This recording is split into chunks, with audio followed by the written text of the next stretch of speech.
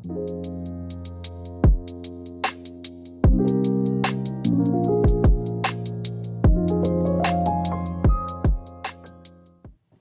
everybody, welcome back to The Pressing Matters. I'm Scott. Thank you for tuning in today. Thank you for your support. Do cables make a difference? Well, that's an age-old question, isn't it? And I'm about to find out the answer. I asked this to two of my most trusted advisors, Anthony Kershaw at Audiophilia and Osvaldo Martinez at Let There Be Sound. And both of them emphatically said yes, it does make a difference. So I asked Anthony, who do I contact? And he said without hesitation, contact Audio Art Cable. Talk to Rob Fritz, he'll take care of you. And so I did. I hadn't heard of Audio Art Cable before, but they've been around since 2005. They started out small with an entry line of cables that were designed in collaboration with DH Labs, to my understanding. From there, Rob Fritz took it on his own and developed a full line of cable in four different tiers, from the entry level all the way up to the statement series. And I said, I looked at the website, I was like, wow, even the statement series is what you would call reasonably priced within the grand scheme of things. Cable pricing can be absolutely outrageous. And when I looked around at the competition, I was like, oh my God, Nordost, Cardus, you can spend more money than these cables cost combined on one piece of cable. So I was like, okay, this sounds good. Let me talk to Rob. I called Rob. He was a gentleman, really, really a nice guy. And we discussed everything. He asked me so many questions about my system, my components, my listening tastes, my room, where I felt like the system may be lacking, or if it's too bright or too whatever. And I gave him all the information, and together we came up with a grouping of cables, a complete loom, that are chosen from different points in the line. So some are budget, some are just above budget, some are, in a little bit more rarefied air, nothing from the statement series or the higher end. And we really didn't feel like that was necessary. My system is getting there, but it's not like a system that requires the very top of the line cables. I just wanted something solid and something well thought out. And to that end, this is what we chose. We first started talking about power cables. And I said, well, so far I just use what's in the box. He said, okay, well, that's okay for certain components, but you really need a good power cable on the power amplifier and the phono amplifier. So I was like, okay, 2 is okay.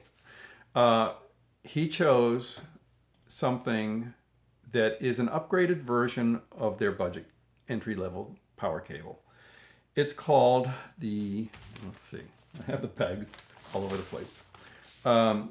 It's called the Classic Plus Cryo with Furtech F1 15G plug set. So let me show you that first.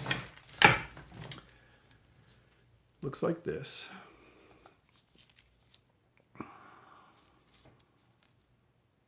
Very robust, quite thick but flexible. It has a Tech Flex jacket on it. It's cryogenically treated, which we'll talk about in a moment. Very high quality Furtech connectors. When I first ordered this, I overshot the length by a long shot, actually. I didn't need the length that I ordered. It was just too much behind the cabinet. And I had to make a call to him, and I said, Rob, I think I need shorter power cables. It's just too much behind there. And there's no reason. I was kind of thinking like future needs, but he said, don't worry about your future needs. Get it right now. So we shortened them to this length, and they're perfect for the system right now. There's just enough that they're not tight or anything. They have a little bit of give, and this is going to work beautifully in those two positions. Let's go on to this one. Oh, one thing about these is this is not on the website yet, to my knowledge. This is, as I said, an upgraded version of their budget power cord, their entry level. And because this is being introduced, the entry level power cord is available for a very good price, well under $200. So you might want to check that out. Okay, so this is the Interconnect. This is called the E2.2 Cryo with a Furtech FP110 alpha processed RCA. I have no idea what alpha processed means. You can probably look on the website and find out. But these are gold plated, as is everything I chose here. And they have a locking RCA. They're very supple, a more refined TechFlex type jacket. And of course, they're cryogenically treated. I have 4 pairs of these now in different lengths. These are going to go from, well, there's one for the VPI turntable, which has a RCA output. These are going to go from the phono stage to the sweet vinyl sugar cube, and from the sugar cube to the KN A50T amp. I do want to leave the sweet vinyl sugar cube in the system. I do love it. It does have an analog bypass, so high quality cables are very important there. It is an extra length of cable, and you don't want to put some kind of junk in there, which maybe I have right now. I'm not sure. So there's 4 sets of those for me to use. Then the speaker cable. The speaker cable is called the SC5E+. It's also cryogenically treated. And originally it had Furtech FP202G locking connectors on it. But there was an issue. And I also had to send these back the first time. Those connectors are very beautiful, but they are kind of like a V shape. And if you know my system, from my system updates, you know I have system audio Pandion speakers, which are like a sculpture. They have this beautiful slope back, all like gloss, dark wood. And I think the designers were like, no, we're not going to destroy the look of this with speaker cables hanging out of the middle of the back. So they cleverly installed the speaker terminal into the base. However, it's tight.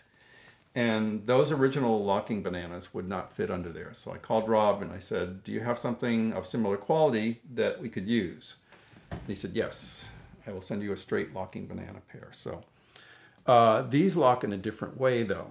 It's a solid, pretty much a solid tube, but it has like a bar here. I don't know if you can see that.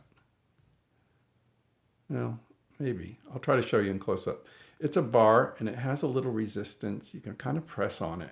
And that is to lock it into place. So instead of just, you know, like a split tube, which compresses, this doesn't have to do that. This compresses here. And I think that's a very smart solution. All of these are directional, as I said. You can see they have an arrow there, there. My finger's still beat up. Right there. So these are all burned in ahead of time. They will go in the direction of the signal. And yeah, I think that's everything. Oh, I do have a length of, did I mention the budget cable? I have a length of their very first entry-level cable on a long length that goes from the amp to the tape deck. So there is that too. So all in all, 2 power cords, an 8-foot speaker cable pair, 4 sets of the Cryo Interconnect, 1 of the budget Interconnect, and that's a lot of cable. And also some grounding cable if I need it. So what does something like this cost? Well, as I said, you could spend $7,000 on a speaker cable if you wanted. But this is not like that. The inexpensive IC3 that's connecting the tape deck, which is I think it's 6 feet long. It's long. It's only $260 for that. The E2.2 Interconnects. Now I have 4 pairs in various lengths. The total of those would retail for somewhere around $1,900. The SE5 speaker cable in an 8-foot length is $890. And the 2 power cables in, I think it's a 1 meter length, are $930. So we're talking close to $4,000 in cables. Me being a little bit frugal, that sounds like a lot. But when you think of it, the amount of cable you're getting here, a complete system redo, it's actually very reasonable. And compared to other offerings from other companies, it really is a great value. I can't wait to try these in the system. I'm going to give you more updates as I do it. Finally, now that I've done this video, I can get them in there.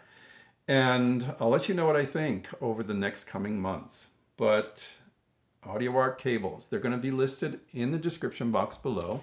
If you have any questions, you can always reach out to Rob Fritz, and he'll be happy to answer any questions for you. Until next time, I'm Scott for the Pressing Matters. Have a great day.